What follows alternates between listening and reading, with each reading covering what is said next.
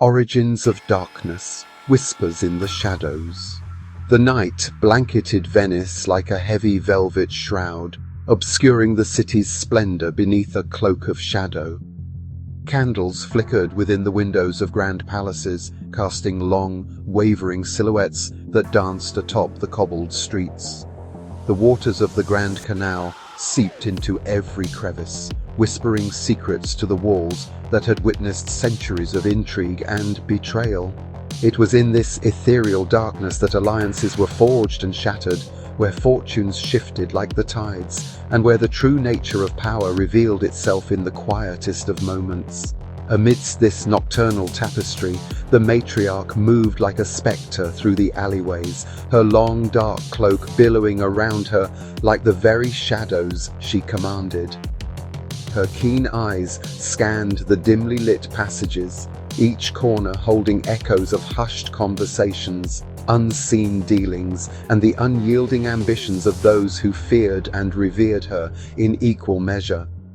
She was both a savior and a deceiver, a wise woman navigating the treacherous waters of Venetian politics with a finesse that had earned her both reverence and scorn among the city's elite. As she glided past the narrow canals, her thoughts drifted to the family she had built, a dynasty of power that spanned generations, each member intricately woven into the tapestry of Venice's history. But within the threads of her legacy lay a darkness that few dared to acknowledge. The matriarch had learned, through years of careful maneuvering, that power was a double-edged sword.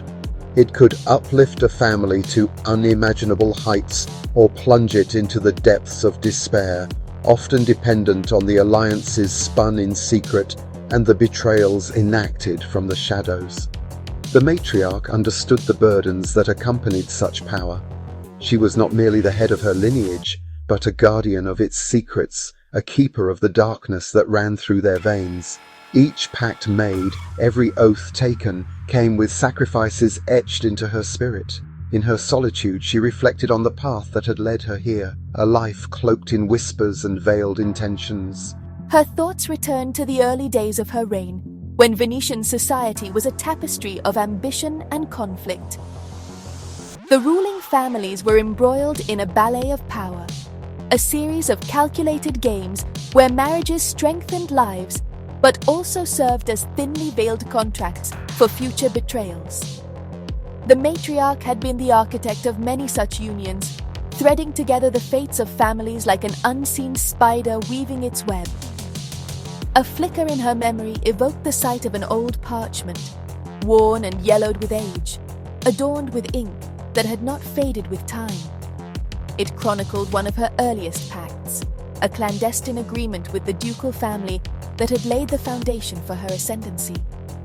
The promise exchanged there had tasted of ambition and desperation, a heady mix that lingered long after she had sealed it with her own blood, a silent bonding that bound their fates more tightly than even the strongest ties of kinship. Yet, behind the facade of these alliances, darker forces lurked, a tempest of ambition that threatened to consume anyone heedless enough to dance too closely with the shadows. The matriarch had learned to embrace these forces, to negotiate with them like a seasoned diplomat. She cultivated her power through dark arts, whispered among the ancient halls of her lineage. Rituals born from the shadowy corners of Venice, the proper incantations that drew upon the energies of the very city she reigned over. In the dim light of her private chamber, she allowed herself a moment of vulnerability, shedding her mantle of strength. Here, enveloped in the scent of beeswax from burning candles, she sank into a chair carved from the darkest mahogany, staring into the flames as their warm glow flickered across her face. The play of light and shadow told a story of its own, reflecting the duality of her existence as both nurturer of the family's legacy and mistress of the darkness that fueled it. "My lady, a message from the council," the messenger stammered, handing her a scroll sealed with crimson wax. "Prepare the carriage," she instructed. We must arrive at the meeting before the shadows fully descend. Ah, the Matriarch, called Lord Vivaldi. Your counsel is most welcome, as always. And I return your greeting, Lord Vivaldi. What news do you bring from the council? She inquired. The Giordanos are expanding their reach, one council member stated. And what would you have us do? Allow them to operate unchecked? Will we cower in their shadow? She demanded. What do you propose? Vivaldi challenged. We must strike at the heart of the danger. Alliances can be reformed. Rivals can be turned to our cause. We will outmaneuver them before they even realize the game has begun, she replied. The grand canals of Venice, with their shimmering reflections of opulent palaces, were testament to a city born of ambition and ruthlessness. In the late 1400s, amidst the backdrop of political upheaval across Europe, the city became a meticulous chessboard where powerful families maneuvered for dominance. It was a time when loyalty was as fluid as the water that coursed through the city's veins, and betrayal could strike with the precision of a dagger in the dark. As factions rose and fell, Venice's unique position, a thriving trade hub between East and West, provided fertile ground for the ambitious to sow their seeds of power.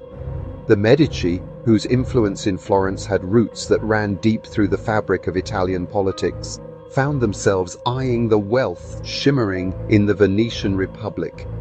They recognized that controlling Venice would not only bolster their financial empire, but also elevate their status among other European powers. A strategic marriage to the Venetian nobility was a step they could not afford to overlook.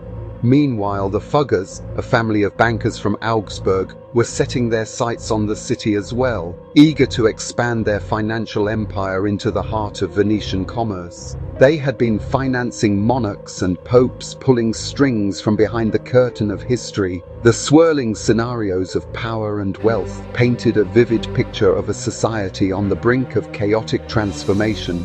As the factions of Medici, Fugger, and local Venetian house members began to intertwine, so did their fates. The son of Lorenzo de' Medici, Piero, an adept yet naive political player, sought to solidify an alliance through marriage with Isabella Contarini, the daughter of a venerable but declining Venetian house. Isabella was a formidable presence with ambitions of her own, eyes glimmering like the jewels she wore. She was aware of her family's waning influence but believed this union could revive their legacy. Yet, unbeknownst to Piero, Isabella possessed a penchant for the dark arts, a connection to old powers whispered about in hushed circles. The voracious appetites for power among these dynasties culminated in a series of schemes, marriages intended to cement alliances and eliminate rivals. But in a city built upon intrigue, every alliance was fraught with the potential for betrayal. Isabella's mother, a woman deeply entrenched in the occult, sensed the peril as the political tides turned. She recognized that bloodlines meant more than personal connections. They secured legacies. The events leading to the fateful wedding of Piero and Isabella became marred with ominous signs. In the weeks leading to their marriage, peculiar occurrences transpired in the city. Shadows flickered against the marble pillars of St. Mark's Basilica, and whispered rumors of dark rituals filled the air. The people sensed the weight of the night creeping slowly upon them, as if something ancient was waking beneath the surface. The Council of Noble Houses convened, each representative acutely aware of the fragility of their power. In this volatile environment, betrayal was not just likely, it was inevitable. As the date of the wedding drew near, Isabella's family forged pacts under the glow of candles, calling upon spirits woven into the fabric of Venetian law. The Contarini sought the blessing of the shadows to ensure their place among the city's elite. In secret, they dispatched agents to undermine the burgeoning alliance, sowing discord amongst the Medici's supporters.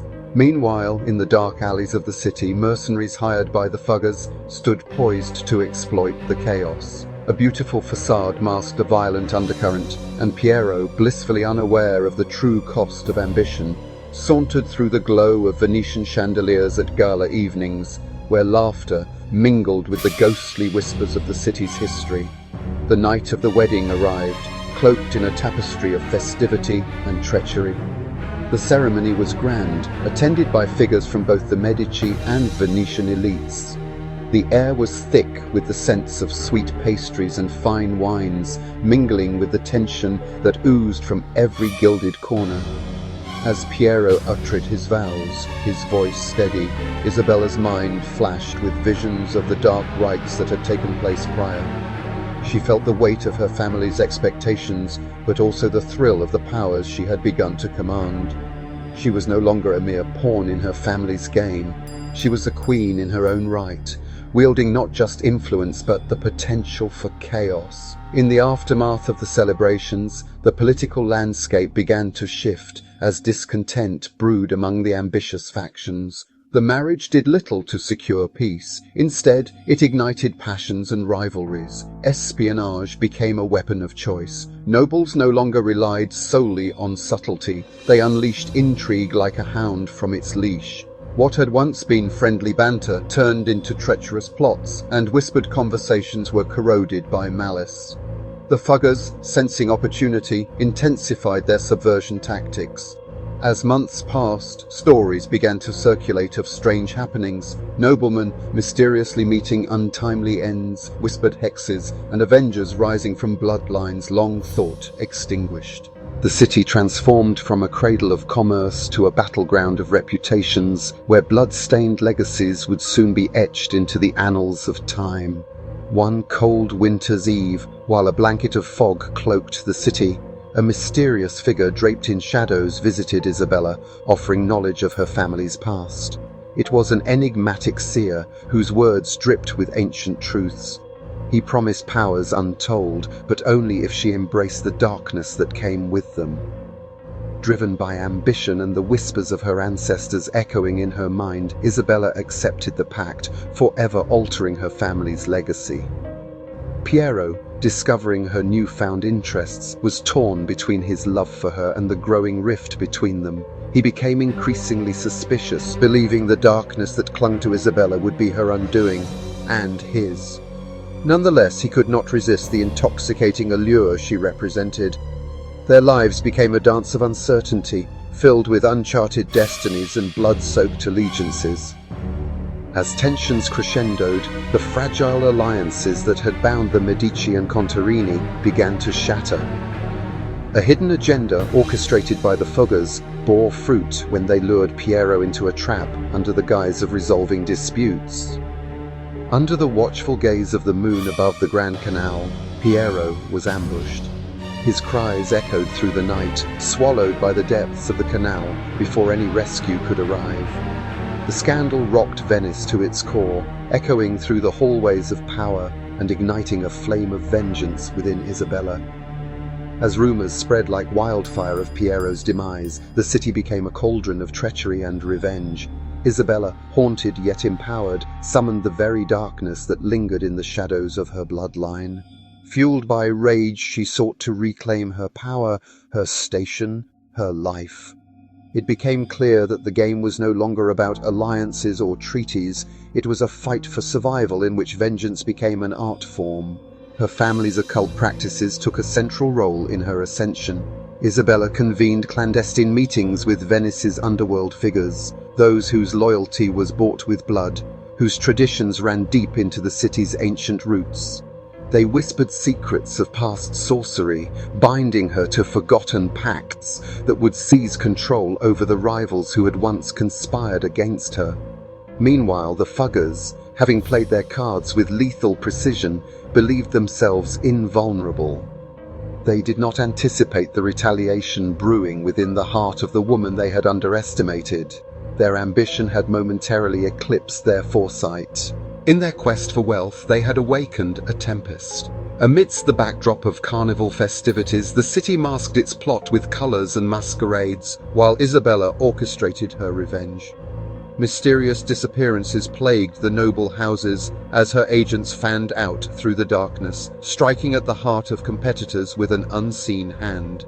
Secrets were extracted, alliances were forced to shift. The very fabric of Venetian society began to unravel. As the sun dipped beneath the horizon, casting a fiery glow over the waters, Isabella's rise became inevitable. The blood-stained legacies she tread upon would transform into foundations for an empire born of darkness, thwarting all who dared oppose her.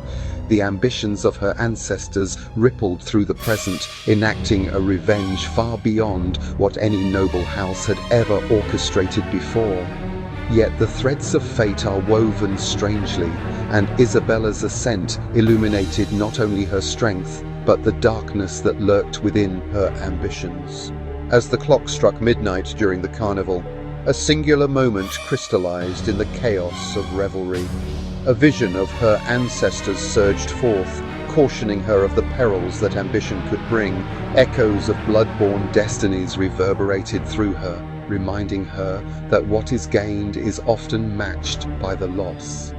This intricate web of power, betrayal, and dark magic foreshadowed the inexorable progression of Venice's elite. Shortly, the forces of the Medici and Fugger families would cast their shadows across the seas of time, stretching their influence from Venice to the far reaches of the newly emerging world. Blood-stained legacies promised the perpetual cycle of ambition, entwining fate and free will in a manner utterly unpredictable. The origins of darkness, originating in the urban labyrinth of Venice, spiraled outward through the actions of its dynamic players. The choices made by those driven by loathing and desires would ripple through centuries, echoing through the lives of countless souls bound by blood and shadowy powers. As the city murmured with tales of those past, it was clear that the rise and fall of dynasties intertwined with the sinister roots of every legacy spawned. Darkness knew no bounds, and as long as ambition thrived, the echoes of blood-stained legacies would continue to resound throughout the ages, all tracing back to that fateful night where ambitions collided beneath the veil of mystery and shadow's embrace. In Venice, a new age of power would emerge where bloodlines reshaped destinies and the darkness was honored as the very soul of dynastic rule. Lysander. And what is it that you propose, Matriarch? We have gathered under the pretense of strength, but strength alone does not bind us. Matriarch. The strength lies in unity. We are on the precipice of a new era. To ensure our dominion, we must take that which has been denied to us. Celia. Folklore speaks of ancient powers, of forces that dwell in the shadows. To claim dominion, we must consider paths that tread farther than mere politics and trade. Horatio. Are we prepared to embrace that which should remain untouched? What guarantees do we have that this pact will not consume us body and soul? Matriarch. What awaits us beyond our grasp is a yawning abyss, one that can be tamed. We must wield the darkness. Lysander. Very well. What sacrifices shall we provide, a token or a soul? Matriarch. Both. A sigil representing our family's lineage. Sacrificing it will bind us. And in exchange, we shall choose one to hold in our depths as an offering. Celia. Let us not rush, dear Matriarch. The covenants made out of fear often lead to turmoil within. Horatio. If we are to proceed, who stands to gain should one family sway from the pact? Lysander. We should swear loyalty to one another. The lives of our heirs depend on the flatlined security of this arrangement. Matriarch. We will guard against that which seeks to undermine us. Swear to guard our secrets, protect our investments, and deliver the sacrifices pledged. Celia. I will contribute the sigil of my family. Horatio. As will I. Matriarch. Now, we shall seal this agreement. Know that once we take this step, there is no turning back. Together we will either forge a new legacy from shadows or let the darkness consume us whole.